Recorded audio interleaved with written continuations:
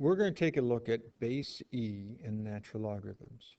E is really the natural number e, which we're going to get into here in a bit.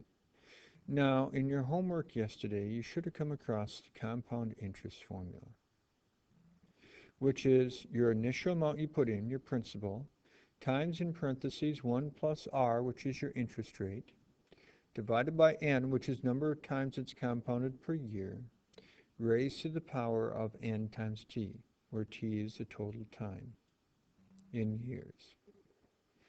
Well, if we use a special situation where we invest $1 at 100% interest rate for 1 year, so in other words, t is 1, your interest rate's 1 because it's 100%, and your principal is 1, we would get, in parentheses, 1 plus 1 over n raised to the n power.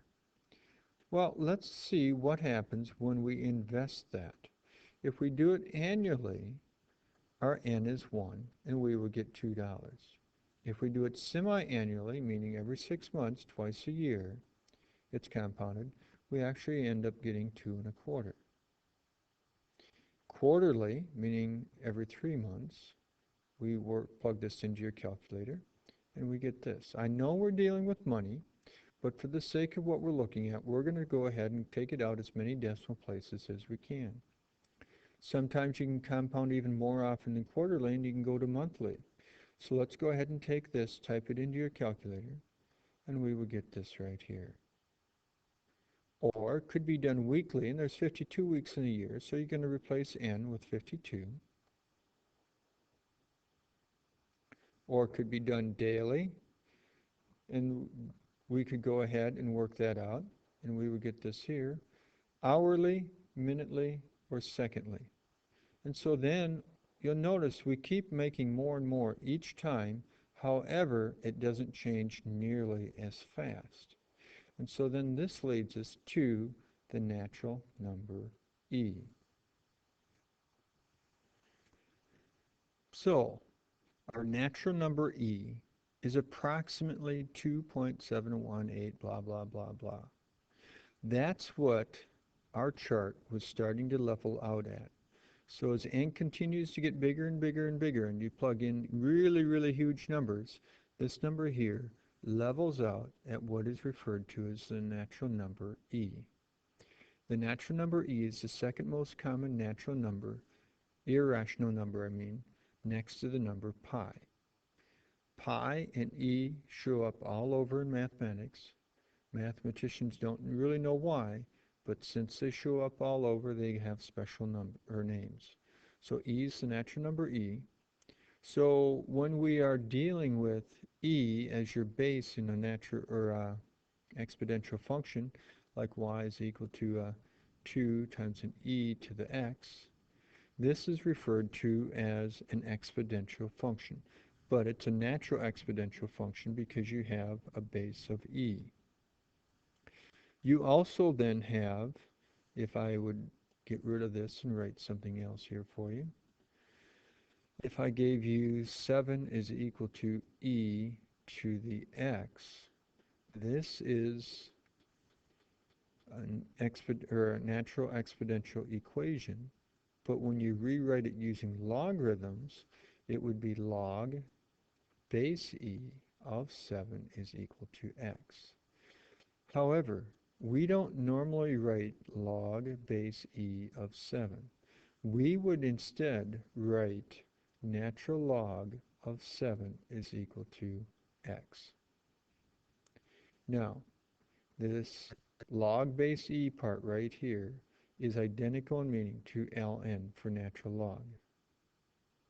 It's just another way to write it. We have common logs and then we have natural logs. So your natural exponential function is y equals e to the x. And the inverse of that natural exponential function is your natural logarithm, which is called your natural logarithmic function. So we're going to approximate these. To approximate these, we're going to use your calculator.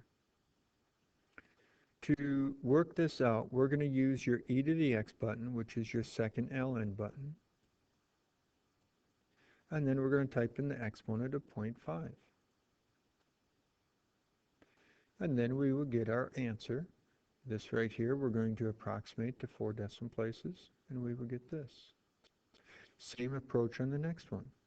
We'll go e to the x, type in -8.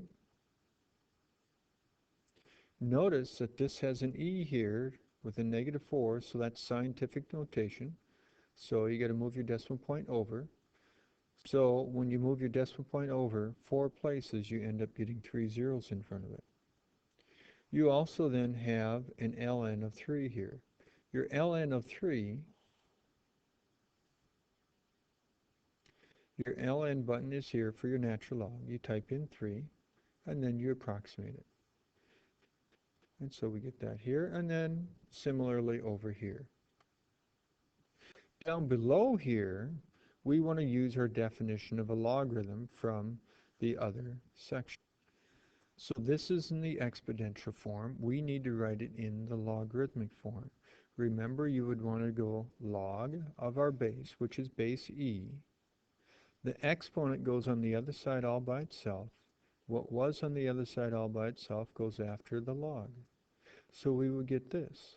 But remember, we have a short way to write log base e, and that's your ln. So you're going to go ln instead of log base e of 23 equals x. We're going to do the same approach here. We're going to go log base e, put the exponent over here. What was over here by itself we put here. Replace your log base e with an ln, so you get natural log of 6 is equal to x. Here we got to do the reverse process. Remember, your natural log of x is really log base e of x is equal to this number over here. Remember, in doing the reverse process, you want to go ahead and take your base, swing it over, and it hits that number up as an exponent. And so we end up with this. Remember, when you take this and swing it over, your log disappears. So the only thing you're left with is x. Over here, you'd have an e to this power. You may want to go ahead and think of this one here as being log base e instead of natural log of x is equal to 2.25. Then you want to go ahead and take your base of e and swing it over, and so we end up getting this here. Now, down below here, we want to evaluate these. Some of these you could use your calculator on, but you don't need to. You need to remember the following identities. If you have box raised to the log base box of triangle, then it simplifies down to triangle. Also, if you have log base box of box raised to the triangle, you get triangle. Now, this first one here is really an e, and then it's natural log. It's really log base e of 21. Since this is your exponent, and this right here matches with this, it's like this, and they undo each other, leaving you only with that 21. Over here, this one is really log base e of your e to the x plus 3. Once again, when your base here is the same as this here, they undo each other, leaving you only with the exponent. Following that same idea, the first one there on the left, this one here would then leave us with 7. Following the same idea as the second one from the left, this one here would leave us with an x, 5x minus 7. So let's go ahead and solve these equations for x. So we're going to get the part that has the exponent, this part right here, by itself. So we're going to take the 4 to the other side. Now, we want to try to get the part that has the exponent, this part here, totally by itself, so we don't want the 3. So we're going to divide both sides by 3. Now, since we have that part by itself, and we have our variable and the exponent, we're going to have to use logarithms. Since we're dealing with the base of e, we're going to use a natural log. Since you're dealing with the natural number e, we're going to use natural logs. Now, on the left, your natural log undoes your e, leaving you only with that exponent, just like what we were looking at on the previous slide. And we end up then having it equal to still the natural log of 2. To get x by itself, you can divide by -2 or multiply by -1/2 since they're the same. This is your calculator ready form. Then we can go ahead and type this into your calculator to get an answer, which would be this. Once again, we want to try to get this part right here by itself. So we need to get rid of the 5. We can get rid of the 5 by subtracting a 5 because it's a plus 5, so we got to use opposite operations. Now we got to get rid of the timesing by 2 in front, so to get rid of that, we got to divide by 2. Once you have your e to a power by itself, that's when you want to use logarithms. And in this case, we would use a natural logarithm. So we're going to take the natural log of the left side, natural log of the right side. Once again, your natural log undoes your natural number e, so it leaves you only with the exponent of a -2x. Then we need to go ahead and finish solving this. We need to get rid of the -2, so we're going to go ahead and divide by -2 or multiply by -1/2. We now have our calculator ready form. Go ahead and type that in to get our decimal approximation.